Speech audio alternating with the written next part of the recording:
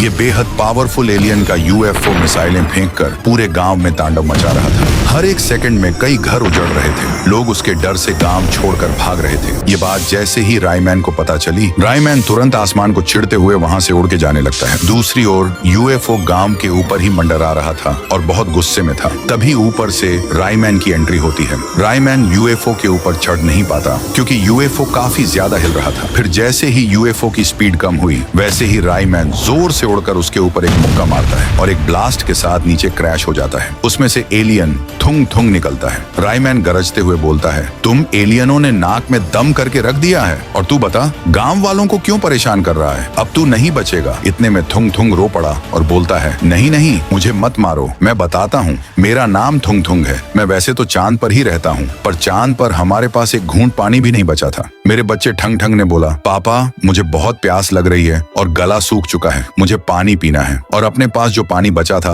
वह भी खत्म हो चुका था। फिर मैंने ठंग ठंग को बोला, बेटा तू जरा भी चिंता मत कर, हमारे उपग्रह में पानी नहीं है तो क्या हुआ, उन इंसानों की पृथ्वी पर बहुत पानी है, चल हम उधर जाकर पानी पियेंगे। फिर हम दोनों अपने अपने यूएफओ में बैठकर पृथ्वी जाने के लिए बढ़े, यानी यहाँ पर। हमको इधर का कुछ पता नहीं था, इसलिए हम एक गाँव में आ उतरे। वहाँ एक गड्ढे में पानी था। उस टाइम पर हमें बहुत प्यास लगी थी, इसलिए हम सीधा पानी पी रहे थे। इतना सारा पानी देखकर हम खुश थे, पर तभी चिल्लाने की आवाज आई। वहाँ वाइट 444 और पुष्पा नाम के दो इंसान थे। वे हम पर गुस्से से बोले, ऐ लकड़ी जैसे इंसान, क्यों रे, कहाँ से आया तू और हमारा पानी क्यों पी रहा है? पूरा पानी गंदा कर दिया। पर मैंने उनसे माफी भी मांगी, हमें माफ कर दो, हमारे ग्रह में पानी की थोड़ी दिक्कत है और बहुत प्यास लगी है, हमने बस 2 ही घूंट पानी पी है, हमें जाने दो। फिर पुष्पा बोला, क्यों भाऊ, अपने को ये बड़ा वाला एलियन ताकतवर लग रहा है, अगर हम इसके बच्चे को पकड़कर बेचेंगे ना तो पैसा ही पैसा होगा। ये बात सुनकर हम डर के मारे यूएफओ के अंदर बैठकर वहां से जाने लगे। हम काफी तेजी से वापस चांद की तरफ बढ़ रहे थे